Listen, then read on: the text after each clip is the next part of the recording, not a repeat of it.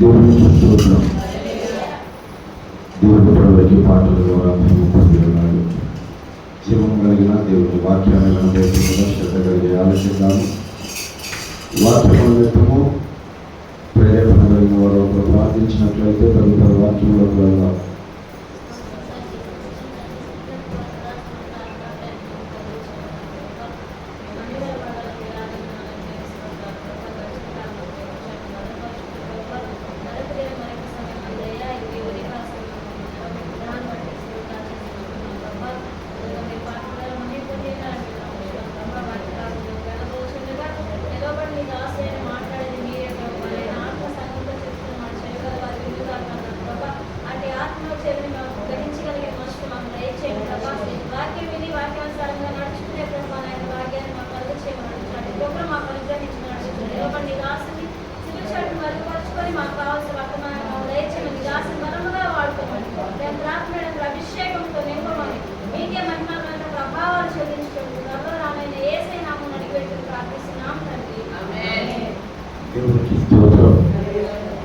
అపోస్తుల కార్యముల గ్రంథం 3వ అధ్యాయం 15వ వచనాన్ని ధ్యానించుకుందాం.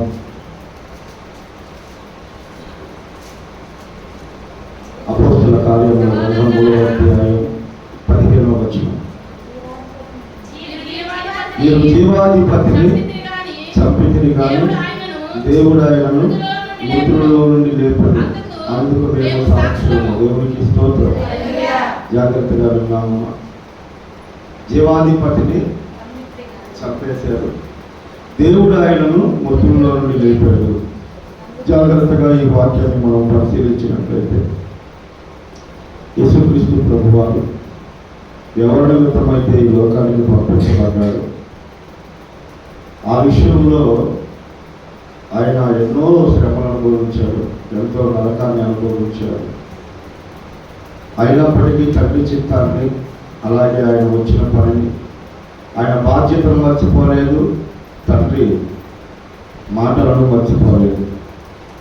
ఖచ్చితంగా ఈ భూమి మీద ఆయన అలాగే జీవించాడు, అలాగే సిలువ వేయబడ్డాడు. అయితే దేవుడు ఆయనను మృతులలో నుండి లేపాడు. దేవునికి స్తోత్రం. హల్లెలూయా. ఈ రోజున మనము కూడా దేవుడు ఈ లోకంలో దీర్ఘాయుష్మంతులుగా, అలాగే పరలోకములో శాశ్వత కాల జీవంతో బ్రతకాలని ప్రభువు ఆశపడుతున్నాడు. ఈ లోకంలో నిజంగా మనము దీర్ఘాయుషు బ్రతకాలి అంటే, అలాగే పరలోక రాజ్యములో నిత్యము జీవించి ఉండాలంటే కొన్ని విషయాలను మనం విని వాటి ప్రకారంగా జీవించగలిగితే ఖచ్చితంగా ఇక్కడ దీర్ఘాయుష్మంతులం అవుతాము, అక్కడ నిత్యము జీవించి ఉంటాము. మనందరికీ తెలిసిన మాటే, దేవుడు 10 ఆజ్ఞలను మానవులకు ఇచ్చాడు, ఇశ్రాయేలీయులకు. ఈ 10 ఆజ్ఞలలో ఎక్కడా కూడా ఆశీర్వాదం అన్న మాట కనపడదు, దీవెన అన్న మాట కనపడదు, ఆరోగ్యం అన్న మాట, ఆయుష్ అన్న మాట కనపడదు. ఒక్క తల్లిదండ్రుల విషయంలో మాత్రమే కనపడింది. నీ దేవుడైన యెహోవా నీకు ఇచ్చిన దేశంలో దీర్ఘాయుష్మంతులు ఉన్నట్లు నీ తల్లిని నీ తండ్రిని సన్మానించుము అంటారు. దేవునికి స్తోత్రం. ఈ రోజున చాలామంది అర్ధాంతరంగా చనిపోవడానికి, అలాగే వారి చివరి దినాల్లో వాళ్ళు ఎన్నో అనారోగ్య కారణాల వల్ల ఎంతో మంచాల మీద ఉక్కిష్టం అనుభవించి పెట్టేవాళ్ళు లేక, చూసేవాళ్ళు లేక చాలామంది అల్లాడిపోతున్న పరిస్థితులు మనం చూస్తున్నాం. దేవుని పిల్లలు అర్ధాంతరంగా చనిపోవడానికి కారణము, మంచాల మీద ఉక్కిష్టం అనుభవించి పెట్టేవాళ్ళు లేక, చూసేవాళ్ళు లేక బాధపడడానికి గల కారణము జీవం కలిగిన దేవుని మాటలు వినకపోవడమే, తల్లిదండ్రులను దూషించడమే, తల్లిదండ్రులను పక్కన పెట్టేయడమే, తల్లిదండ్రులకు వాళ్ళు చేసుకోలేనటువంటి పరిస్థితుల్లో చూసి చూడనట్లుగా బిడ్డలు వెళ్ళిపోవడమే దీని అంతటికి శాపానికి కారణమమ్మా. నేనైతే పక్కాగా చెప్పగలుగుతా, ఎందుకంటే బైబిల్లో ఉన్న మాట కాబట్టి, నా నిజ జీవితంలో నేను కొన్ని విషయాల్లో చాలా చూశాను కాబట్టి నేను చెప్పగలుగుతాను. మనమేమనుకుంటామంటే, ఇక్కడ ఉన్నటువంటి ప్రజలందరూ పరిశీలించి తెలుసుకోవాల్సిన విషయాలు, ఇవి గుండెల్లో పెట్టుకోవాల్సిన విషయాలు. కేవలం అర్థాంతరంగా చనిపోవడానికి, అనారోగ్య పాల్గొనడానికి, తినటానికి ఉండి ఉండటానికి ఉండి కూడా తినే పరిస్థితి లేక, కట్టుకున్న ఇంట్లో ఒక మూలన పడిపోయే పరిస్థితి, కన్న బిడ్డలు సైతం కన్నులెత్తి చూడనటువంటి పరిస్థితుల్లో మనుషులు ఎందుకు వెళ్తున్నారంటే వాళ్ళ తల్లిదండ్రుల విషయంలో వాళ్ళు చేసినటువంటి పొరపచ్చులే. నేను ఒక మాట మీకు గుర్తు చేస్తా, జాగ్రత్తగా. యేసుక్రీస్తు ప్రభువారు ఏ తండ్రి కొరకు అయితే ఈ లోకానికి వచ్చాడు, ఏ తండ్రి పోలికలో ఉన్న మనుషుల పాపములను ఆయన మీద వేసుకొని ఆయన ఎన్నో శ్రమలు అనుభవించి చనిపోయి తిరిగి లేచాడు. అలాగే ఇప్పుడు ఉన్నటువంటి వారు కూడా మనందరం కూడా తల్లిదండ్రుల కొరకు ఖచ్చితంగా వాళ్ళ మాట కోసం బ్రతకాలి. అలాగే వాళ్ళకి మనము గౌరవించి లోబడాలి. దేవునికి స్తోత్రం. హల్లెలూయా. మీ అందరికీ తెలిసిన మాట, చాలా మంది దైవజనులు చెప్పిన మాట. కన్న తండ్రికి భోజనం ఏ ప్లేట్లో పెట్టాడంట? కొడుకన్ను వాళ్ళు కుక్క బొచ్చులో పెట్టారు, కుక్క ప్లేట్లో పెట్టారు. ఆ కుక్క ప్లేట్లోనే తింటున్నాడు తండ్రి. ఒకరోజు మనవడు దాన్ని దాచిపెట్టాడు. కోడలు ఏమో తండ్రి మామూలుగా సారీ చెప్పింది, నాకు నాన్న చూసావా, తినే ప్లేట్ ఆడ వాగొట్టాడు, లేకపోతే దాచిపెట్టాడు అని చెప్పగా ఆయన వచ్చి, ఏమన్నా వయసు పెరుగుతుంది కానీ బుద్ధి పెరగట్లేదు, జ్ఞానం లేదు, నువ్వు తినేకొచ్చి నువ్వు దాచుకోవడం తెలియదా, కడుక్కోవడం తెలియదా, కాపాడుకోవడం తెలియదా అని మాట్లాడాడు. గది మాట్లాడాడు, కొట్టబోయాడు. అయ్యా నాకు తెలియదయ్యా, నేను చూడలేదయ్యా, నేను తీయలేదయ్యా అని చెప్పాడు. అయితే ఎత్తులోనే మనవాడు వచ్చాడు. ఏంటి నాన్న తాతయ్య మీదకి వెళ్తున్నావు అంటే, ఆయన పెట్టే భోజన ప్లేటు ఆయన కాపాడుకోలేకపోయాడు, దాచుకోలేకపోయాడు, కడుక్కోలేకపోయాడు. ఇప్పుడు ఎందులో పెట్టాలి అని మాట్లాడుతుంటే, అది తాతయ్య గారు నాన్న తీసింది, నేను తీసాను. ఎందుకు తీసేవారా, నీకేం పనులు తీసేవారు, దాంతో నీకేం పనులు అంటే, ఈ రోజున నువ్వు మీ నాన్నకి ఒక ప్లేట్లో పెడుతున్నావు, రేపు నా భార్య వచ్చిన తర్వాత నేను పెట్టాలి కదా మరి నీకు ఇదే ప్లేట్లో, అందుకని దాచాను అన్నాడు. సిగ్గొచ్చిందంట దేవుని జిల్లా. ఎంతమంది లేరు అలాంటి వాళ్ళు? కోడళ్ళు వచ్చిన తర్వాత తండ్రిని, అలాగే భర్త వచ్చిన తర్వాత తల్లిదండ్రులని దూషించే వాళ్ళు, చూడడం వాళ్ళు. నాకు తెలిసి కొన్ని సంవత్సరాలు సుబ్బులక్కాయలు నా మంచంలోనే ఉన్నాయి. కాలుకి ఇక్కడ ఇంతలో గడ్డలు, కన్న తండ్రిని కలవేయకుండా చూసుకున్నాను. దేవునికి స్తోత్రం. నాకు తెలిసి సుబ్బులక్క ఎన్నో మరణాల నుంచి జరుపుకోండి. అసలు ఆ మనిషి అట్లా ఉండగానే ఆమె ఎముకలన్నీ పిండే, ఏం లేదా ఆమె శక్తి. అలాగే ఇసాకాన్ని ఎప్పుడో చచ్చిపోవాల్సి ఉంది. ఆయన దేవుడు బ్రతికించి బట్ట కట్టించాడంటే నిజంగా నేను చెబుతున్నా, తండ్రిని చూసిన వాళ్ళు. మా ఇంట్లో అందరం దైవజనులు పిల్లమై ఉంది.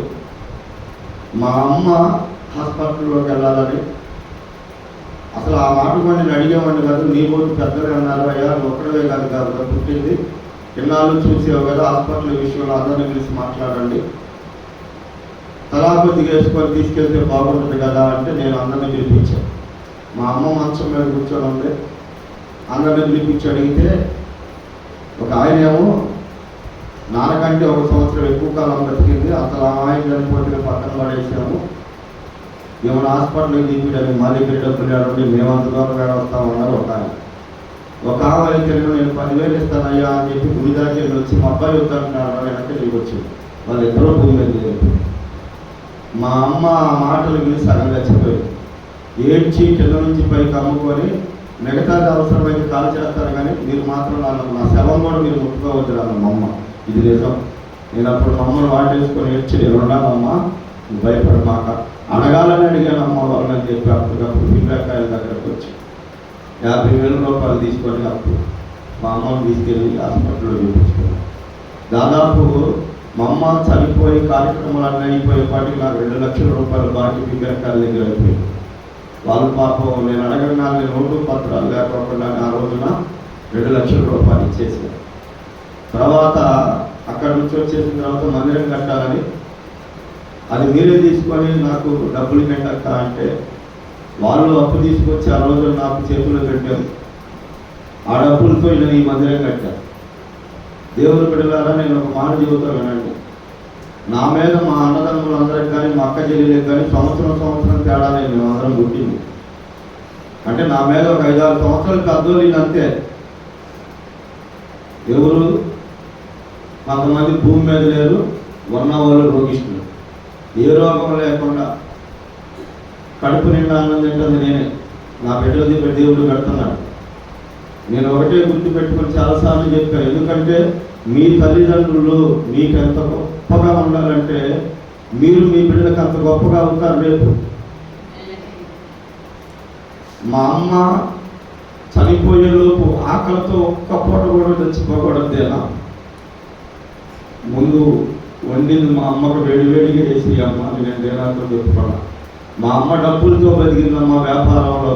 మా అమ్మ బ్రతుకున్న అన్నాళ్ళు ఇంట్లో వాడకానికి మా అమ్మకే చేతికిస్తానమ్మా, నీకు కావాలంటే ఆమె దగ్గర అడిగి తీసుకోమ్మా, నేను నీ చేతికి మాత్రం ఈ డబ్బులు అంటే సరే మావయ్య. చనిపోయేదాకా అదే పద్ధతి కొనసాగించాను. అయితే కొంతమంది అన్నదమ్ములే స్వార్థపూరితంగా ఏం మాట్లాడి తెలుసా, వాడికి ఎందుకు డబ్బులు ఇస్తున్నాడు, వాడి ఇంట్లో పని మనిషి అమ్మ, నువ్వు సరుకులు గురుకులు తీసుకొచ్చి ఆడ పెడతావు అని చెప్పి నీకు ఎత్తన్నాడు అని చెప్పి అందులో కూడా ఎవ్వరు లేరమ్మ స్వార్థంగా దుర్మార్గంగా మాట్లాడేవాడు. నేను చెబుతున్నా, కన్న తల్లిదండ్రులు మాత్రము నువ్వు ఎంత ప్రేమగా చూసుకుంటావో అంత నువ్వు దీర్ఘాయుష్నిస్తాడు, ఆరోగ్యాన్ని ఇస్తాడు దేవుడు. నీకు పుట్టినరోజుకు కానీ నీకు అన్నం ముట్టించేటప్పుడు కానీ నీకేమో నీ తల్లిదండ్రులు వెండి ప్లేట్లో వెండి గిన్నెలో పెట్టియాలా, వాళ్ళు వృద్ధాప్యంకి వచ్చేప్పటికి ఒక్క ప్లేట్లో పెట్టాలా, 10 మంది ప్లేట్లో పెడతారా వాళ్ళకి? ఎక్కడ న్యాయం? అందుకు కదా శాపాలు పాపాలు మన మీదకి వస్తుంది. ప్రభువు చెబుతున్నాడు, మీరు ఎవరిని చంపారంటే జీవాదిని పతిని చంపేశారు మీరు. ఆయన అందరి కొరకు ప్రాణం పెట్టడానికి వచ్చాడు, అందరూ పాపాలు తీసేయడానికి వచ్చాడు. అలాంటి ఆయన్ని మీరు చంపేశారు. ఆయన దేవుడు వదిలిపెట్టాలి. ఆయన మృతులలో నుండి పైకి లేపాడట. దేవునికి స్తోత్రం. హల్లెలూయా, హల్లెలూయా. జాగ్రత్తగా వినండి.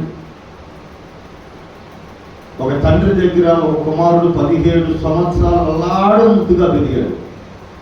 ఈ చిత్రపు రంగుతో కలర్ఫుల్ డ్రెస్సులతో అల్లాడు ముద్దుగా పెరిగాడట తండ్రి దగ్గర. ఎవరు చెప్పండి? యోసేపు. యోసేపు అల్లాడు ముద్దుగా ఇంట్లో పెరిగితే యోసేపు అన్నల అసూయ వలన యోసేపు తండ్రికి తండ్రి ఇంటి వారికి దూరం అయిపోయాడు. బహు ఆస్తి గలవాడయుండి పంచలక్ష పరమాణాలు తినాల్సినటువంటి బిడ్డయుండి నీతి కలిగిన వాడు నీయుండి యథార్థవంతుడయ్యుండి కటికి పేదరికాన్ని కటకటాల పాలయ్యాడమ్మ. అలాంటి సమయంలో ఆయన ప్రధానమంత్రి అయ్యాడు. ప్రధానమంత్రి అయినప్పుడు వాస్తవికంగా అయితే తండ్రి ఇంటి వారిని కానీ తండ్రిని కానీ కనీసం చూడడానికి కానీ వీళ్ళు ఆలోచించి చూసినా చెప్పడానికి కానీ ఇష్టపడకూడదు. వాస్తవానికి నేనేరా మీ తమ్ముడని కానీ నానా నేనే మీ బిడ్డనని కానీ యోసేపు చూడకూడదు. ఎందుకంటే ఐగుప్తీయులకి హెబ్రీయులు ఒక అసహ్యులు. వాళ్ళు వీళ్ళు కలిసి భోజనం చేయకూడదు. యూదులంటే ఇశ్రాయేలీలంటే హెబ్రీలంటేనే గొర్రెల కాపర్లు. అలాంటి వాళ్ళు అసలు దరిదాపులకు రానిరు వాళ్ళు. అలాంటిది ఐగుప్తు దేశంలో ప్రధానమంత్రి అయిన తర్వాత తన తండ్రి దేవాది దేవునితో పోరాడినప్పుడు తొడగూడు వలిసిపోయి, అంటే తొడ కుంటిదైంది. కుంటివాడైన తండ్రి కోసం రథాలను గుర్రాలను పంపాడమ్మ. దేవునికి స్తోత్రం. ఈ కుమారుడు బ్రతికే ఉన్నాడు, రమ్మని చెప్పి తీసుకొచ్చుకున్నాడు. తీసుకొచ్చి డైరెక్ట్గా ఎక్కడికి తీసుకెళ్ళాడు తెలుసా? రాజు ఎదురు తీసుకెళ్ళి నిలబెట్టాడు. ఫరో ఎదుట, ఈయనే నా తండ్రి అయ్యా, ఈయనే నా సహోదరులయ్యా. గోషేను దేశం పచ్చని పట్టణాన్ని వాళ్ళకి ఫరో కానుకగా గిఫ్ట్గా ఇచ్చేసాడు. పలానా చోట మీరు ఉండండి, మీరు గొర్రెల కాపర్లు కదా. ఆ ఏరియా అంతా మంచి పచ్చగా గడ్డి ముడిసే ప్రదేశం, మీకు మీ పశువులకు సమృద్ధి కలిగినటువంటి పట్టణం అదని గోషేను రాష్ట్రాన్ని వాళ్ళకి గిఫ్ట్గా ఇచ్చేసాడు. నేను ఒక మాట చెబుతాను దేవుని బిడ్డలారా, యోసేపు తండ్రి అంటే ఎన్ని సంవత్సరాలు ఉన్నాడు? 17 సంవత్సరాలు ఉన్నాడు. తర్వాత యోసేపు తన తండ్రిని పిలిచేటప్పుడు తండ్రి వయసు ఎంతో తెలుసా? 130 సంవత్సరాలు. యాకోబు చనిపోయిన సంవత్సరం ఎంతో తెలుసా? 147 సంవత్సరాలు. అంటే తండ్రి ఎంత ఈయన ఎన్ని సంవత్సరాలు అయితే అల్లారముద్దుగా ఉన్నాడో, ఈయన పెద్దవాడైనాక ఈయనకి అధికారం వచ్చినాక తండ్రిని అదే 17 సంవత్సరాలు కాలు కింద పెట్టలేకుండా పోషించాడమ్మా. హల్లెలూయా, దేవునికి స్తోత్రం.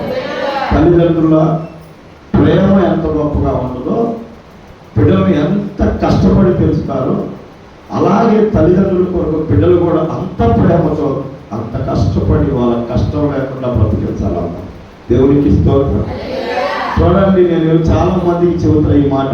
అయ్యా, వాళ్ళ వయసులో ఉన్నప్పుడు నీకు ఆ సమృద్ధిగా 3 పూటలు అన్నం పెడతానికి ఎన్ని రోజులు కడుపు పెట్టుకొని ఉంటారో, ఎన్ని రాత్రులు పస్తు పడుకొని ఉంటారో తల్లిదండ్రులు.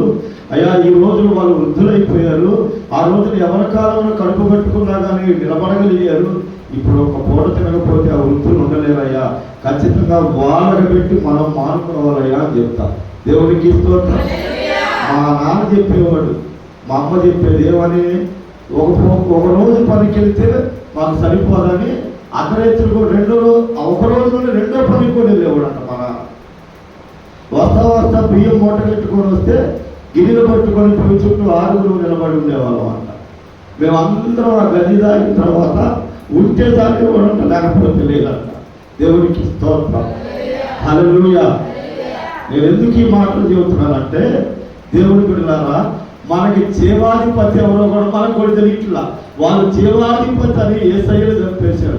ఎవరి కొరకైతే, ఎవరి పాపాలు అయితే తీసివేసి ఎవరినైతే నిత్యరాజ్యములకు జీవాన్ని ఇవ్వాలి శాశ్వత కాలం అనుకున్నాడో ఆయన్ని చంపేశారు, ఆయన్ని సిలువేసేశారు. ఈ రోజున ఏ తల్లిదండ్రులు అయితే మన వాళ్ళు కంటికి రెప్పలాగా కాపాడారు, ఏ తల్లిదండ్రులు అయితే వాళ్ళ రక్త మాంసాలు ముద్దలుగా చేసి బిడ్డలను పెంచారు, ఆ బిడ్డల తల్లిదండ్రులు గుండెల మీద పడుతున్నారు. దేవుడు అలా ఉండడం వల్ల మనం నష్టపోతామన్న సత్యం దేవుడు తెలియపరచమన్నాడు కాబట్టి నేను చెబుతున్నాను. దేవుడికి స్తోత్రం. హల్లెలూయా. ఇంకో విషయం తెలుసా? తండ్రి వయసులో ఉన్నప్పుడు, తల్లిదండ్రుల వయసులో ఉన్నప్పుడు బిడ్డలను వాళ్ళ కష్టంతో పెంచుతారు. వాళ్ళకున్నదంతా వాళ్ళ కోసమేనన్నట్లుగా పోరాడతారు. వృద్ధాప్యంలో వీళ్ళు మాకు ఏం చేశారు అంటారు. జాగ్రత్తగా వినాలమ్మా ఈ మాట. నేను కన్నీరు పెట్టుకొని ప్రార్థన వాక్యం చెప్తున్నప్పుడు ఎవరైనా కదిలిన మాట్లాడినప్పుడు కష్టమమ్మ నాకు. దేవుని ఆత్మ ఘోషించింది. నేను చెప్పేది వినండి. ఏదో ఒక సైతాన్ గోడ వచ్చింది నాకు.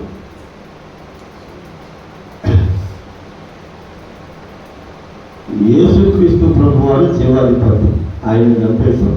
ఆయన జీవం మనం పొందుకోవాల్సింది, ఆయన చంపేశాం. కానీ దేవుడు ఆయన వదిలిపెట్ల, ఆయన మృతులలో నుండి పైకి లేపాడు. ఇప్పుడు నేను మీకు అందరికీ తెలియని ఒక మాట చెబుతా, జాగ్రత్తగా వినండి. తల్లిదండ్రుల వయస్సులో ఉన్నప్పుడు వాళ్ళు కష్టపడి నిన్ను తీసుకొచ్చి చదివించి ఒక ప్రయోజకులను చేస్తారు. ఒక వయసుకు వచ్చిన తర్వాత వాళ్ళు పని చేయలేరు. పని చేయలేనప్పుడు తండ్రిని వద్దంటారు కొంతమంది, తల్లిని ఉంచుకుంటారు. ఎందుకు? ఇంట్లో పనన్నా చేసింటారు. కానీ తల్లి అయినా తండ్రి అయినా వృద్ధాప్యంలోకి వచ్చినప్పుడు పని చేయలేనటువంటి వాళ్ళని మీరు తేలిగ్గా చూస్తున్నారు. కానీ నీకు పని చేస్తే కలిగే లాభం కంటే వాళ్ళ నోటి మాట ఉందే, అది నీకు నీ బిడ్డలకు దీవెన. వాళ్ళ నోట దీవెన ఉంటుంది. యోసేపు తన తండ్రిని తన దగ్గరగా పిలిపించుకొని తండ్రిని ఎంతో గారాభంగా చూశాడు. చూసిన తర్వాత ఒకానొక సమయంలో యోసేపు 2 కుమారులు తండ్రి దగ్గరికి తీసుకెళ్ళాడు. యోసేపు 2 కుమారులు తండ్రి దగ్గరికి తీసుకెళ్తే యాకోబు ఏమంటాడు తెలుసా? యోసేపు, దేవుడి దేశంలో నీకు ఈ బిడ్డలు ఇచ్చారు కదా, ఈ బిడ్డలు కూడా నా బిడ్డలేనయ్యా అని యాకోబు 12 మంది బిడ్డలను దీవించిన దీవెనలో ఈ 2 కూడా దీవించాడు. మన మనష్షే ఎఫ్రాయిములు కూడా గోత్రకర్తలుగా పిలువబడ్డారు. వాళ్ళు కూడా ఆస్తి పంపకాల్లో ఉన్నారు. దేవునికి స్తోత్రం. తల్లిదండ్రుల దగ్గర ఇప్పుడు ఏముంది? దీవెన ఉంటుందమ్మా. వాళ్ళు వృద్ధాప్యంలోకి వచ్చేసారని, వాళ్ళు నీకు దేనికి ఇప్పుడు పనికి రావట్లేదని, వాళ్ళ వలన అన్ని నష్టమే. ప్రతి నెల ఒక 4-3 ఏళ్ళు పిల్లలకు కట్టాలి. ప్రతి నెల వీళ్ళ కోసం ప్రత్యేకంగా షుగర్లో బీపీలని ప్రత్యేకంగా అన్నం కూరలు వండాలని బాధపడుతున్నారు. కానీ వాళ్ళ నోట ఏముండిద్దయ్యా అంటే, నీ బిడ్డల తరం దీవించబడి దీవెన వాళ్ళ నోట ఉంటుంది. యాకోబు తన కుమారుడు సహాయం పొందాడు. తన కుమారుడు యాకోబు ఎంతో ప్రేమగా, తాను తన తండ్రి ఇంట్లో ఎంత అల్లారు ముద్దుగా పెరిగాడో, తన తండ్రిని అంత అల్లారు ముద్దుగా యోసేపు చూసుకొని, యోసేపు తన ఇద్దరు కుమారులు తండ్రి దగ్గరికి తీసుకెళ్తే మనవలు పట్టుకొని అంటున్నాడు, అయ్యా వీళ్ళు కూడా నా బిడ్డలే, నా బిడ్డల్లాగానే వీళ్ళు కూడా గోత్రకర్తలు అవుతారు, వీళ్ళు కూడా దీవించబడతారు అన్నాడు. దేవునికి స్తోత్రం. యేసుక్రీస్తు ప్రభువు ఎఫ్రాయిము నా ముద్దు బిడ్డ అంటాడు దేవుడు. దేవునికి స్తోత్రం. ఈ రోజున మీరందరూ గుర్తుపెట్టుకోవాలి, తల్లిదండ్రుల విషయంలో మీరు బాధపడదు. నీ బిడ్డలు ఏం తెలియదు. చాలా మంది తల్లిదండ్రులు వృద్ధాశ్రమంలో పెట్టేసి వీళ్ళెళ్ళి చూడడమే అంతంత మాత్రం అయితే, ఆ ముసలి ప్రాణాలు మాట్లాడే మాటలేదో తెలుసా? అయ్యా ఎప్పుడు నువ్వే వస్తున్నావురా, ఒక్కసారి అన్నా నీ బిడ్డలో తీసుకురా, మనవాళ్ళని చూడాలని ఉంది, మనవరాన్ని చూడాలని వాళ్ళు ఏడుస్తుంటే వాళ్ళు కఠినంగా వాళ్ళ దగ్గరికి తీసుకెళ్ళబెట్టాలి. వాళ్ళని కనుక వాళ్ళ దగ్గరికి తీసుకెళ్తే వాళ్ళ గుండెలు కట్టుకొని వాళ్ళ ఒంట్లో ఉన్న, వాళ్ళ మనసులో ఉన్న దీవులన్నీ ఆ బిడ్డల మీదే వస్తారమ్మా. దేవునికి స్తోత్రం. హల్లెలూయా, హల్లెలూయా. అర్థం చేసుకోండి, ఈరోజు జీవం కలిగిన దేవుని వాక్యాలు. నీ ఆయుష్ నువ్వే దక్కించుకుంటున్నావు, నీ అనారోగ్యం నువ్వే తైతులారా తెచ్చుకుంటున్నావు, నీ ఆశీర్వాదం నువ్వే పోగొట్టుకుంటున్నావు. ఈ లోకంలో నువ్వు దీర్ఘాయుషమంతులుగా ఉండాలన్నా, పరలోకంలో నిత్యము నువ్వు జీవించి ఉండాలన్నా, నీ దేవుడు నీకు ఇచ్చిన గొప్ప భాగ్యం ఏంటంటే, నీకేమో నిత్యము జీవించే భాగ్యం ఆయన చేతుల్లో పెట్టాడు. నీ చేతుల్లోనే ఇక్కడ దీర్ఘాయుషుగా ఉండే భాగ్యాన్ని నీ చేతుల్లోనే పెట్టాడు. మనమేమో మన తల్లిదండ్రులకైతేనేమో బాగా చూస్తాం, అయ్యా రేపు మా అమ్మ మా నాన్న వస్తున్నారు అనగాలి, ఎందుకంటారు పెద్ద పెద్దగా కేక వేస్తారు అల్లుడు భర్త తరపు ఇంటారు, ఎవరు భార్య తరపు చుట్టాలు, భార్య తరపు తల్లిదండ్రులు వస్తుంటే. దేవుని బిడ్డలారా, నీ బిడ్డలు నీ తల్లిదండ్రులకి ఎట్లా మనవాళ్ళు, ఈ తల్లిదండ్రులకు కూడా అట్లనే మనవాళ్ళు. ఆ మనవాళ్ళని పట్టుకొని వాళ్ళు దీవులు ఈ బిడ్డలకు రావా? వస్తాయా? రావా? వాళ్ళ తల్లిదండ్రులకి వీళ్ళు మనవాళ్ళే, వీళ్ళ తల్లిదండ్రులకి వీళ్ళు మనవాళ్ళే, వాళ్ళ రక్త సంబంధికులకి వీళ్ళ రక్త సంబంధికులే, వీళ్ళ రక్త సంబంధికులకి వీళ్ళ రక్త సంబంధికులే. కానీ తండ్రి తరపు రక్త సంబంధికులకి మనం విలువిస్తాం, తల్లి తరపు రక్త సంబంధికులకు విలువీయం. ఎందుకంటే వాళ్ళు మన ఇంటి పేరటోళ్ళు కాదంటాం. కాదు దేవుని బిడ్డలారా, దేవుడు ఏర్పాటు చేసినటువంటి బంధము నీకెంతుందో వీళ్ళకి అంతే ఉంది. వీళ్ళ మీద ప్రేమ నీ తల్లిదండ్రులకి ఎంత ఉందో వాళ్ళ తల్లిదండ్రులకి అంతే ఉంది. వాళ్ళు ఎంత హృదయపూర్వకంగా ఈ బిడ్డలను దీవిస్తారో వీళ్ళు కూడా అంతే హృదయపూర్వకంగా బిడ్డలను దీవిస్తారు. ఇద్దరి దీవెనలు నీ బిడ్డలకి ఆశీర్వాదం కదమ్మా, ఆయుష్ కదమ్మా, ఆరోగ్యం కదమ్మా. ఒకరినొకలాగా ఎప్పుడు చూడదు దేవుని బిడ్డలాగా. నేను అందుకే మీకు తెలుసు లేదు, మా అమ్మ చనిపోయి నాకు మొన్న 19వ తారీఖున మా అమ్మల కార్యక్రమం ఎవరికి చెప్పాలని డబ్బులు లేక, కానీ మా అమ్మ పేరు మీద ఒకరికి చీర పెడదాం అనుకున్నాను. ఎవరికి పెడదామని ఆలోచించాం. పివిలెక్క సుబ్బులెక్క మైండ్లో ఇద్దరే వస్తున్నారు. వీళ్ళిద్దరూ కొనుక్కోగలుగుతారు చీరలు. కొనుక్కోలేని తల్లికి ఇవ్వాలని దేవా నేను వెళ్ళి ఒక చీర కొనుక్కొని ఎవరికి తెలియకుండా ఒక తల్లికి పెట్టి వచ్చాను. అమ్మా చనిపోలేరులే అని చెప్పేసి మీరు అనుకోరు. వాళ్ళు చనిపోయిన వాళ్ళు నీ కొరకు చేసిన ప్రార్థన బ్రతికే ఉంటుంది. బ్లడ్ షుగర్ అయింది, నేను మారటం కొరకు నా తల్లి ప్రతి బుధవారం ఉపవాసం. నీ తల్లి నీ తండ్రి కూడా అలానే ఉంటారు. నీ బాగు కొరకు వాళ్ళు ఎంత కష్టపడతారో అంత నీకు దెబ్బ తగిలితే గిలగిలగిలగిలాడిపోతారమ్మ. కానీ మనం ఏం చేస్తామంటే మనకు వయసు వచ్చిన తర్వాత, ఉద్యోగం వచ్చినాక, వ్యాపారాలు స్థిరపడ్డ తర్వాత ఆ తల్లిదండ్రులు పక్కన పెట్టి నీకు పుట్టిన బిడ్డల మీదే నువ్వు మనసు పెట్టుకుంటావు. ఆ తల్లిదండ్రులు ఏమో మొత్తం ఆశంతా నీ మీదే పెట్టుకుని ఉంటారు. ఎందుకంటే నా బిడ్డ ప్రయోజకుడైతే నాకు అంత ముద్ద పెడతాడు, నా బిడ్డ ప్రయోజకుడైతే నన్ను అంత వాళ్ళు పెట్టకపోయినా బాధకు లేదు, ప్రేమగా ఒక పలకరింపు అయినా పలకరిస్తారు అన్న ఆశతో ఎదురు చేసే తల్లిదండ్రులని వీళ్ళు నిరాశపరచడం వల్ల, ఆ తల్లిదండ్రులు కన్నీరు పెట్టుకోవడం వల్ల మనకు వచ్చేది దీవెన కాదమ్మా, శాపాలు వస్తే జాగ్రత్త. ఈరోజు మీరు అర్థం చేసుకోవాల్సిన విషయం ఏంటంటే, యోసేపు తండ్రి ఇంట్లో 17 సంవత్సరాలు అల్లారముద్దుగా పెరిగితే, అదే యోసేపు అధిపతి అయిన తర్వాత, దీవించబడిన తర్వాత నీకులాగా నాకులాగా తల్లిదండ్రులు మర్చిపోవాలా. ఇదిగో నా తండ్రి పంపించడం వల్లే కదా నన్ను నా అన్నలో చూసి రమ్మని నాకు ఈ గతి పట్టింది. 13 సంవత్సరాలు నేను జైల్లో, 13 సంవత్సరాలు పదవుడుగా చెప్పకూడదు నా తండ్రి మాటినే కదా నా అన్నలు నాకు తోడుంటారు అని, నా అన్నలని ఎంతో ప్రేమ చూపించి నేను వాళ్ళ కోసం వెళ్తే వాళ్ళే కదా నన్ను కొట్టి బావిలో వేసింది, వాళ్ళని నేను ఎందుకు చూడాలి, నా తండ్రిని నేను ఎందుకు రానియాలని యోసేపు అనుకున్నాడు. ప్రయోజకుడు అయిన తర్వాత అనుకోలేదమ్మా. వాళ్ళ తండ్రి కుంటివాడని యాకోబు రథాలను గుర్రాలను పంపించి తండ్రిని తీసుకొచ్చి డైరెక్ట్గా రాజుని నిలబెట్టాడమ్మా. ఇదిగో నా సహోదరుడు, ఇదిగో నా తండ్రి అయ్యా అని. మనమైతే ఏం చేస్తాం, ఒక స్థాయికి వచ్చిన తర్వాత, ఒక ఉద్యోగమో ఒక వ్యాపారమో వచ్చేసిన తర్వాత నువ్వు తెల్ల బట్టల మీద, రంగు గుడ్డల మీద ₹1,000 నీ బట్టలు వేసుకొని నువ్వు ప్రజల్లో సమాజంలో విలువగా ఉంటావు. నీ తల్లి నీ తండ్రి మంచి బట్టల్లో ఉండరని వాళ్ళని కనీసం సమాజానికి పరిచయం చేయడానికి కూడా మనకు మనస్సు రాదమ్మా. కానీ యోసేపు ఎక్కడికి తీసుకెళ్ళాడు తల్లిదండ్రుల్ని? కుంటివాడైన తండ్రిని రాజు దగ్గరికి తీసుకెళ్ళాడమ్మా. ఒక తల్లి కూతురుని బాగా పెంచి పెద్ద చేస్తుంది, మంచి చదువు చెప్పించింది, ఉద్యోగం వచ్చింది, మంచి పొజిషన్ వచ్చింది.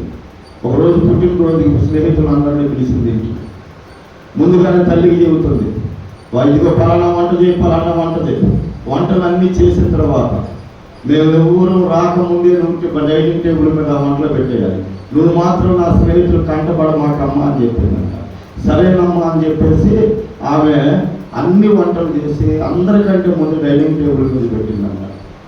డైనింగ్ టేబుల్ మీద పెడితే ఈమె వెళ్ళి మళ్ళా వంటగదిలో కూర్చోమన్నారంట. అక్కడ ఉన్నటువంటి ఫ్రెండ్స్ అన్నీ తింటా ఇందులో ఉప్పు లేదన్నారంట. ఇందులో ఉప్పు లేదనేపాటిగా తల్లి గబా గబా ఉప్పు తీసుకుని వెళ్ళి కూతురు చెప్పిన మాట మర్చిపోయేదిగా మా ఉప్పు వేసుకున్నాను. వాళ్ళందరూ ఆ మొహం చూసి చేయించుకున్నాను చీ అని.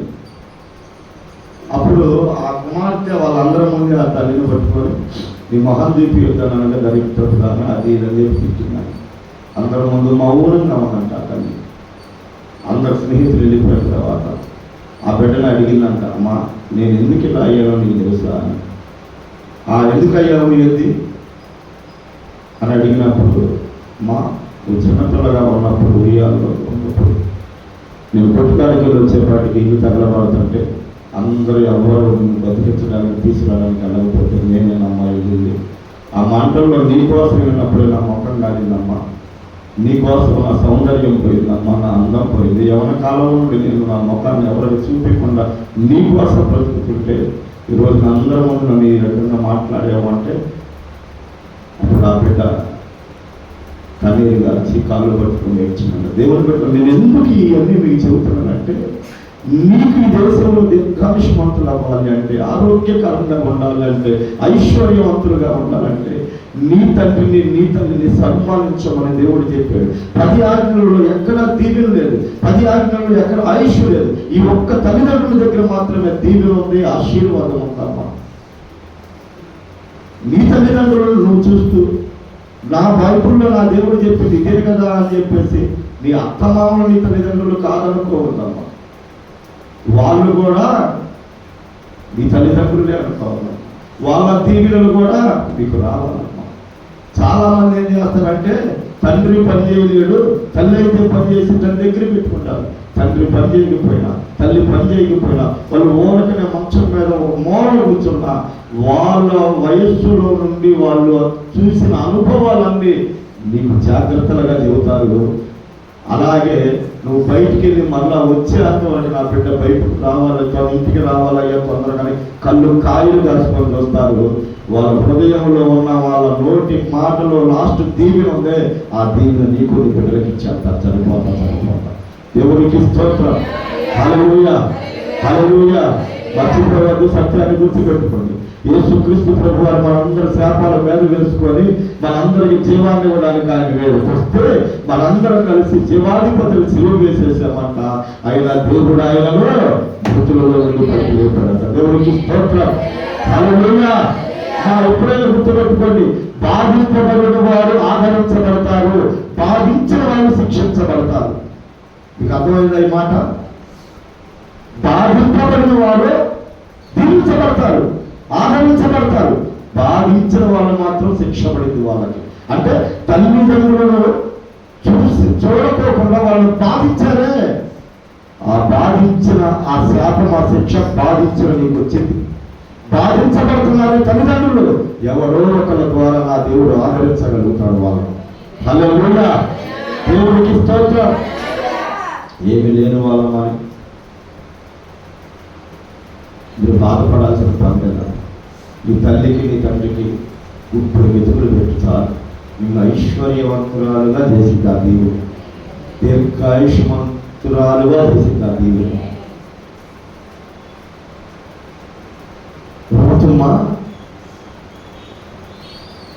భర్త చనిపోయిన తర్వాత నయోమి తిరిగి యెరూషలేముకు వెళ్తుంటే నయోమి అత్తగారు వచ్చామా,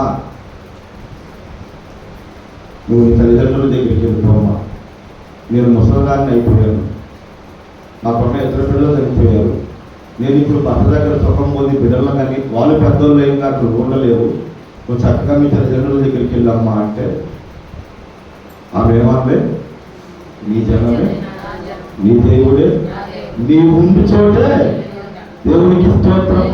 హల్లెలూయా. ఋతుమ తల్లిదండ్రుల దగ్గరికి వెళ్ళొచ్చుగా, తల్లిదండ్రులు పెద్దవాళ్ళు వాళ్ళని నేను చూడాలన్న బాధ్యత అనుకోవాలిగా. కాదమ్మా, నేను ఒక్క మాట మాత్రం గుర్తు చేస్తాను, గుర్తు పెట్టుకోండి. అంటే ఆల్రెడీ మీరందరూ అనుభవం కలిగిన వాళ్ళే, ఆడవాళ్ళు, వివాహాలైన వాళ్ళు కాబట్టి మీ తండ్రి ఇంటి మీద కంటే కూడా భర్త ఇంటి మీదే మమకారం ఎక్కువ చూపిస్తారు. మీరు కూడా వాళ్ళ కోసమే ప్రయాసపడతారు, కష్టపడతారు. కానీ అంతకంటే దీవెనకరమైన మాట ఏంటంటే, వివాహం ఎప్పుడైతే అయ్యిందో స్త్రీకి అప్పుడు అత్తమామలే తల్లిదండ్రులు. అలాగ నువ్వు చూడగలిగితే నీవు, నీ కుటుంబము, నీ తరాలు దీవించబడతాయి. తల్లిదండ్రుల ఇంటికి వెళ్ళిపోమ్మా అని ఋతుముకు చెబుతుంటే నయోమి లేదు లేదు, నీ జనమే నా జనం, నువ్వు చోటే నేను అంట, నీ దేవుడే నా దేవుడు, నువ్వు మృతి పొందు చోటే నేను మృతి పొందుతా, నాకు వివాహమైన రోజే నువ్వు నాకు తల్లి అయిపోయావు, ఈ వయస్సులో వృద్ధాప్యంలో నేను నిన్ను విడిచిపెట్టానమ్మా అని ఆమె కొరకు తెలుగు వచ్చి దేశం కానీ దేశం వెళ్ళి, ఊరు కానీ ఊరిలో, ప్రజలు కానీ ప్రజల మధ్య అడుక్కునే స్థితి కంటే దీనంగా పరదేశములను అందరికీ తెలిసేటట్లుగా పరిగెరుకుందమ్మా. ఎందుకు? అత్త కడుపు నింపడాలి. అత్త కడుపు నింపింది కాబట్టే ఆ చేరు యజమాని ఆమెను వివాహం చేసుకున్నాడు.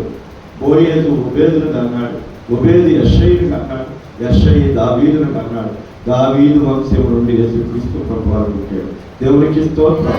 యవన కాలంలో భర్త బాగొట్టుకున్న ఆమె యవన కాలంలో సర్వసుఖాలు అప్పటికి ముగిసిపోయినటువంటి ఆమె కథ, ఆమె చరిత్ర అత్తగారిని వెంబడించిన తర్వాత లేచిందమ్మ, మరలా ఆమె చిగురించిందమ్మ.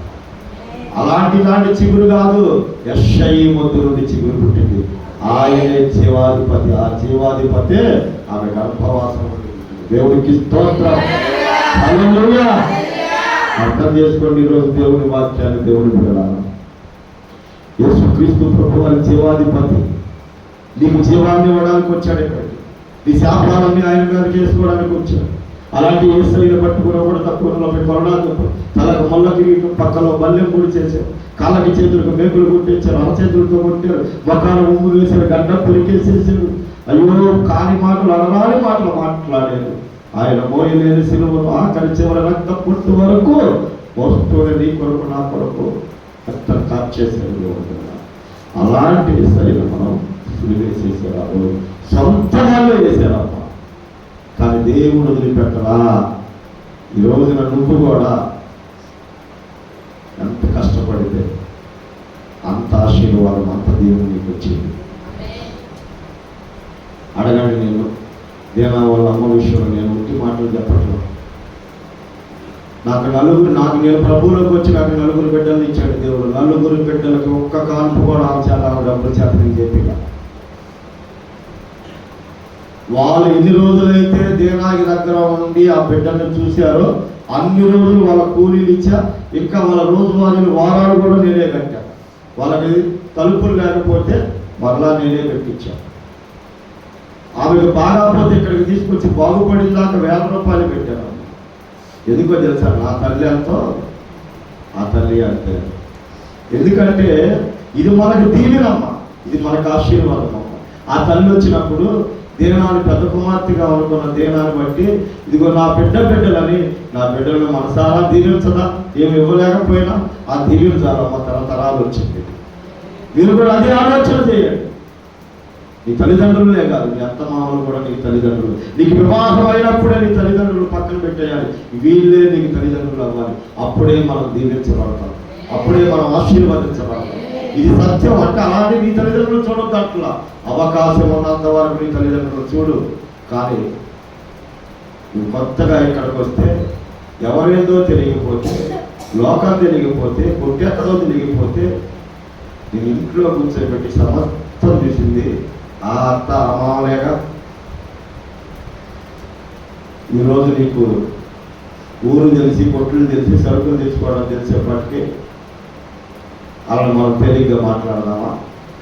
మీరు ఎప్పుడైనా అలాంటి పొరపాటు తెలియదు. దేనాకి ఇక్కడికి వచ్చినప్పుడు జడేసుకోవడం రాదు. మా అక్కాయిలు మా అమ్మాయి తెచ్చాడు. మా అక్కాయి నేను ఇప్పుడు నడుచుకున్న దేనా ఒక్క మాట మాట్లాడినా దేనా నువ్వుకోడు, నువ్వు వెళ్ళిపోదు, ఎవరు నువ్వు అంటాను. అలా అని దేనా ఎప్పుడు మా అక్క మా అన్నల్ని వేరుగా చూడలేదు. వాళ్ళకి ఎవరైనా బాధపడి 5 బిడ్డలు వ్యక్తిని బొమ్మలు హాస్పిటల్లో తీసుకొచ్చింది. ఎందుకు దేనా ఇంతమంది మనకు ఉన్నారు కదా పిల్లలు, నువ్వు ఎందుకు వెళ్తాం పోనీ మా అదే మనకు దిగుతుంది. నేను ఎందుకు ఈ మాటలు మీకు గుర్తు చేస్తున్నానంటే ఎవరి కోసం దేవుడు మాట్లాడుతున్నాడో నాకైతే తెలియదు. కానీ దేవుని పిల్లల ప్రభువు నన్ను ప్రేరేపించాడు కాబట్టి, ప్రభువు నన్ను బలపరిచింది కాబట్టి నేను మీకు చెబుతున్నా. ఈ విషయాలన్నీ కూడా ఈ లోకంలో మీరు దీర్ఘాయుమంతులుగా ఉండడానికి, పరలోకంలో శాశ్వత కాల జీవంతో ఉండడానికి దేవుడు ఇష్టపడ్డాడు. దేవుడికి స్తోత్రం. హల్లెలూయా, హల్లెలూయా. అర్థం చేసుకొని ఈరోజు దేవుని వాక్యాన్ని శివాధిపతిని సిలువేసేసారు.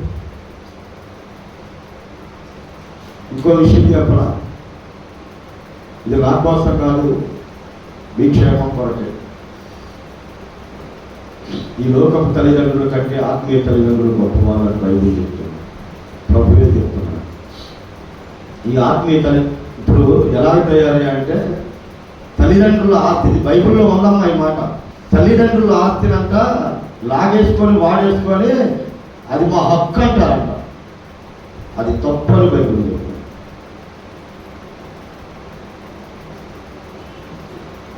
సంవత్సరం అంతా ఎదురు చూస్తే దేవుడు 1 లక్ష రూపాయలు కానికిస్తే దాంట్లో కనీసం కొబ్బరి బిల్ల కూడా దాన్ని ఏమన్నారు రూపాయలు పెట్టి నోట్లో వేసుకోకుండా 1 లక్ష రూపాయలు తిరిగి అప్పు పెట్టాను నేను రాత్రి. మీరు ఒకసారి ఆలోచన చేయండి. ఇన్నిసార్లు అయ్యగారు పడ్డాడు, ఇన్నిసార్లు అయ్యగారు దెబ్బలు తిన్నాడు అన్నారు. కానీ ఎప్పుడైనా మీకు ఫంక్షన్లకు కానీ మీ కుటుంబాల్లో అవసరమైతే 1 లక్ష రూపాయలు అప్పులు చేస్తారు. దైవజనుడి దగ్గర తీసుకున్నటువంటి డబ్బులు దేవుని సొమ్ము కడుపు కట్టుకొని కన్నీరు కాచి ఆళ్ళు 10 ఆళ్ళు 100 అయితే తీసుకొని తిని సేవ చేసేటువంటి వ్యక్తి. ఆయన దుఃఖపడవాళ్ళని ఆలోచన ఎప్పుడైనా వచ్చిందా మీకు? మీకంటే మీరు కదమ్మా చాలా సంఘాల్లో జరుగుతున్నది. ఒక అమ్మ మీరు ఎవరు బాధపడద్దు, మీ క్షేమం కోసమే చెబుతున్నా. మీరు నాకు ఫలానా నేను చెప్పట్లేదమ్మా. ఒక సంఘంలో జరిగిన సందర్భం మీకు గుర్తు చేయాలని ఒక దైవజనుడు చెప్పిన మాట నేను మీకు చెప్తున్నా. ఒక సంఘంలో విశ్వాసికి 4 లక్షల రూపాయలు ఇచ్చాడు దైవజనుడు. ఈ 4 లక్షల రూపాయలకి దైవజనుడే వడ్డీ కడుతున్నాడు. ఆ 4 లక్షలు తీసుకున్న వ్యక్తి దీవించబడ్డాగానే డబ్బులు ఉన్నా కానీ డబ్బులు ఇట్లేదు. కొన్ని సంవత్సరాలు అలా జరిగిపోయిన తర్వాత ఆ దైవజనుడు మానసికంగా బాధపడుతుంటే తోటి విశ్వాసి పక్క నుండి అయ్యా ఆ 4 లక్షలు నేను ఇస్తాను బాధపడతాను. తోటి విశ్వాసి దగ్గర ఆ దైవజనుడు చెప్పిన సాక్ష్యం ఏంటో తెలుసా? అయ్యా నేను మంచి చేశాను కాబట్టి నా దేవుడు చూసి నాకు మేలు జరిగించాడయ్యా అని చెప్పాను. దేవుడికి స్తోత్రం. నేను చెప్తున్నది ఏంటంటమ్మా, నీ ఇంట్లో నువ్వు ఎన్ని బాధ్యతలు కలిగి ఎన్ని కష్టాలు పడి బాధ్యతలను నెరవేరుస్తున్నావో దైవజనులు కూడా అన్నే బాధ్యతలు కలిగి అన్నే కష్టాలు పడుతూ సంఘాన్ని సహవాసాన్ని నడిపిస్తున్నారు. నీ తల్లిదండ్రుల కంటే ఎక్కువ నేను ఎందుకనంటే నన్ను బట్టి కాదు, దేహాన్ని బట్టి కాదు, బైబుల్ని బట్టి చెబుతున్నా. ఆత్మీయ తల్లిదండ్రులు చాలా గొప్ప. ఈ లోకపు తల్లిదండ్రులు నీకు 60-70 సంవత్సరాల వయస్సు ఇస్తే, ఆయుష్ను ఇస్తే, ఈ తల్లిదండ్రుల ద్వారా యుగ యుగాలు తరతరాలు పరలోకంలో ఉండే భాగ్యం దేవుడు నీకు ఇచ్చాడు. ఈ లోక 60-70 సంవత్సరాలు తల్లిదండ్రులు నీకు వయస్సు ఇచ్చినటువంటి ఆ తల్లిదండ్రులు నిన్ను అంతగా చూసుకోమంటే మరి ఈ లోకంలో ఉన్నటువంటి నిన్ను పరలోకానికి తీసుకెళ్ళడానికి మార్గాన్ని ఏర్పాటు చేసిన ఆ దైవజనుల ద్వారా నిన్ను బలపరిచిన ఆ తల్లిదండ్రులు ఇంకెంత బాగా చూడాలి. ఇది యేసయ్య చెప్పిన మాట. ఎందుకంటే సేవకులని ప్రేమించలేని వాళ్ళంట కనబడని నన్నేం ప్రేమిస్తారని బైబిల్లో దేవుడే చెప్తారు. తల్లిదండ్రుల విషయాలకు వచ్చేపాటికి మీరందరూ నేను చెబుతున్నా కష్టమైన వాళ్ళ మాట వింటారు. 100 ఏళ్ళు బతుకుతారు, మంచి భవిష్యత్తు ఇస్తాడు దేవుడు. పెద్దలను గౌరవించాడు. బైబిల్లో దేవుడు చెబుతాడు వృద్ధుడు గద్దెంపగా తండ్రిగా భావించు అన్నాడు. ఏంటంట వృద్ధుడు నీకే చుట్టాలు కావాలి, వాళ్ళు నీ చుట్టాలు కాదు, బంధువులు కాదు, పెద్దోడు గద్దించాడు తండ్రిగా భావించమని ఉంది. అప్పుడు దీవించబడతాం. మనం పెద్దోళ్ళు ఎవరన్నా ఒక మాట మాట్లాడితే ఒక్కరించి మాట్లాడతారు. ఉన్న బలాన్ని బట్టో, వయసును బట్టో, తెలియని తత్వాన్ని బట్టో. దేవుని బిడ్డలారా నిజంగా నేను చెబుతున్నా, దేవుడు మెచ్చేది, దేవుడు ఇష్టపడేది, దేవుడు దీవించేది ఎవరినాయంటే ఎవడు దీనుడై నా మాట విని వణుకుచుండునో వానినే. ఏంటి ఆయన మాట? ఆయన వచ్చి చెప్పింది కాదు, ఇదే ఆయన చెప్పింది. వాక్యమై ఉన్న యేసయ్య చెప్పింది అంటే వృద్ధుడు గద్దెంపగా తండ్రిగా భావించండి. నీ దేవుడైన యెహోవా నీకు ఇచ్చిన దేశంలో నువ్వు దీర్ఘాయుష్మంతురాలు ఉన్నట్లుగా నీ తండ్రిని నీ తల్లిని సన్మానించుము. దేవునికి స్తోత్రం. హల్లెలూయా. ప్రభువు మీకు తోడయ్యుండును గాక. ఈ వాక్యం మీ అందరి గుండెల్లో దేవుడు నాటింపజేయును గాక. ఈ రోజు నుంచి ఒకవేళ తల్లిదండ్రులతో దాన్ని ఏమంటారు, మాటలు లేవనుకోండి, రోషం వచ్చో బాగొచ్చో వాళ్ళని పలకరియట్లేదు అనుకోండి, దయచేసి చెబుతున్నా తల్లిదండ్రులు పలకరియండి, పెద్దలు పలకరియండి, రక్త సంబంధులు పలకరియండి. ఖచ్చితంగా దేవుడు మీరు ఆయన కోసం తగ్గించుకున్నారు కాబట్టి ఆయన మీ పక్షాన్ని నిలబడతాడు. తల్లిదండ్రులు పని చేయలేకపోతున్నారు, వీళ్ళ వల్ల మాకు ఏమీ లాభం లేదని అసలు అనుకోరు. చాలా మంది నిజమే నేను చెప్పేదమ్మా, పింఛను కోసం చూసేవారు లేదా? ఆ రోజు పింఛనికి తీసుకెళ్ళి బండి ఎక్కించుకొని మాయమ్మే, మా నానే, మా అత్తే, మా మామే అని బుద్ధులు పెట్టుకుంటా లేకపోయి నెలంతా ఇప్పారు. కానీ ఇప్పుడు మంచి సెంటర్లో మంచి హోటల్లో టిఫిన్ ఇప్పించి పింఛను వచ్చిందా ఎదురు చేసి ఆ పింఛను తీసుకొచ్చి మళ్ళీ తీసుకొని మోన్లో కూర్చోబెట్టేవారు లేదా? పైకొచ్చి పింఛను తీసుకొని కూడా ఆ డబ్బులతో వాడు దాగి ఆ పింఛను వచ్చిన తల్లిని కొట్టిన మనుషులు లేరా? ఇక్కడిక్కడే ఉన్నారమ్మా. నా కళ్ళతో నేను చూసా, నా చెవులతో నేను. అలాంటి దౌర్భాగ్యం చాలా మంది ఉన్నారు. అందుకే ఇద్దరం కూడా లేకుండా పోతారు. అలాంటి వాళ్ళు జాగ్రత్త. అలా చేయొద్దు. అసలు వాళ్ళు ఇచ్చే పింఛనే నిన్ను నష్టపరిచింది. ఆ పింఛన్ ఆ చేతిలో పెట్టు, ధైర్యంగా కూర్చుంటారు. కంటి నిండా నిద్రపోయి కడుపు నిండా తిని నీ బిడ్డలను హృదయపూర్వకంగా దీవిస్తారమ్మా. వాళ్ళ నోట దీవెన ఉండిద్దమ్మా. ముసలి వాళ్ళ నోట, పెద్దవాళ్ళ నోట ఏముండిద్ది? దీవెన ఉండిద్ది. యాకోబు యోసేపు ఇద్దరు కుమారులను దగ్గరికి తీసుకొచ్చి వాళ్ళిద్దరు అది ఆ మనిషి అప్రాయులుగా చేతులు పెట్టి, అయ్యా వీళ్ళు నీ బిడ్డలు కాదు, నా బిడ్డలు, నా 12 గోత్రాల వారితో పాటు వీళ్ళకి కూడా 2 గోత్రాలు అవుతాయి అయ్యా, వీళ్ళకు కూడా స్వాస్థ్యం దొరికింది, దేవుడు వీళ్ళని కూడా దీవిస్తాడయ్యా అని హృదయపూర్వకంగా దీవించాడు. ఆ దీవెన వచ్చిందా? హల్లెలూయా, హల్లెలూయా. ఇస్సాకేమో ఏశావుని దీవించాలని కోరాడు, తల్లేమో యాకోబుని దీవించాలని కోరాడు. బాగా వినండి అమ్మాయి, ఇస్సాకు ఎందుకు దీవించాలని కోరాడు? ఇస్సాకు తెలియదా? తల్లి గర్భంలో ఉన్నప్పుడే తెలుసుగా. రెబ్కమ్మకు కడుపులో నొప్పి వచ్చి తట్టుకోలేక ఏడిచి ప్రార్థన చేస్తే అప్పుడు దేవుడు ప్రత్యక్షమై ఏం చెప్పాడు? రెబ్కమ్మను బాధపడమాక, నీ కడుపులో నేను జలపదార్థములు ఉన్నవి, ఇదిగో పెద్దవాడు చిన్నవాడికి దాసుడు అవుతాడని ముందే చెప్పేశాడుగా. అది ఇస్సాకు కూడా తెలుసు. ఆయన ఇస్సాకు దేవుని ప్రకారంగా వెళ్ళకోకుండా పెద్ద కుమారుని దీవించాలని చూస్తున్నాడు. ఎందుకు? ఆయన తెచ్చే యాపమోసం తింట మరిగి ఏశావుని దీవించేస్తానన్నాడు. మానవులు అనుకుంటే అది జరగదు. దేవుని చిత్తం ఏదో అది జరిగింది. కాబట్టి ఎవరికి వెళ్ళాలో ఆ దీవెన వాళ్ళకి వెళ్ళిపోయింది. ఇగో నీ బిడ్డలని స్వార్థపూరితంగా చూస్తున్నారు. మమ్మ మా నాన్న అయితేనే వెతుకుంటున్నారు, మత్త మామేమో దూరంగా పెడుతున్నారు అనుకుంటున్నావా? నువ్వు అట్లా ఏమీ అనుకోవు. వాళ్ళు ఒకవేళ అలా చేశారు అనుకో, నీ దేవుడు నిన్ను ఇచ్చినాడు. నీకెందుకు? నువ్వు చూడు, నీ తల్లిదండ్రులుగానే భావించు, నీ తల్లిదండ్రులుగానే చూడు. ఖచ్చితంగా ఒకవేళ వాళ్ళు స్వార్థపూరితంగా కొడుకు బిడ్డను చూస్తుంది, ఆ కుమార్తె బిడ్డను చూస్తాం లేదా నువ్వు అనుకోవద్దు. అలాంటి ఆలోచన పడద్దు. ఒకవేళ వాళ్ళకి అలాంటి ఆలోచన ఉంటే నువ్వు పూజించే, నిన్ను వెంబడించే, నీ కొరకు ప్రాణం పెట్టిన దేవుడు నిన్ను వదిలిపెట్టడు, నీ బిడ్డను వదిలిపెట్టడు. ఒకవేళ వాళ్ళు కానీ తృప్తిగా దీవించాలని బిడ్డలకి, ఆ దీవెన నీ బిడ్డల తరానికి ఉంటుంది.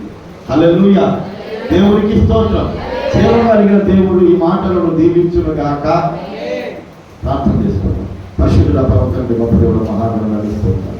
చెప్పబడిన మాటలు నీ మాటలు విలువలు కట్టలేదు. నీ మాటలు నేను మేము అందరం మాటల ప్రకారంగా జీవించే భార్య మాకు దయచేయమని నజరేయుని యేసు నామమున అడిగి వేడుకుంటున్నాము పరమ తండ్రి. ఆమేన్.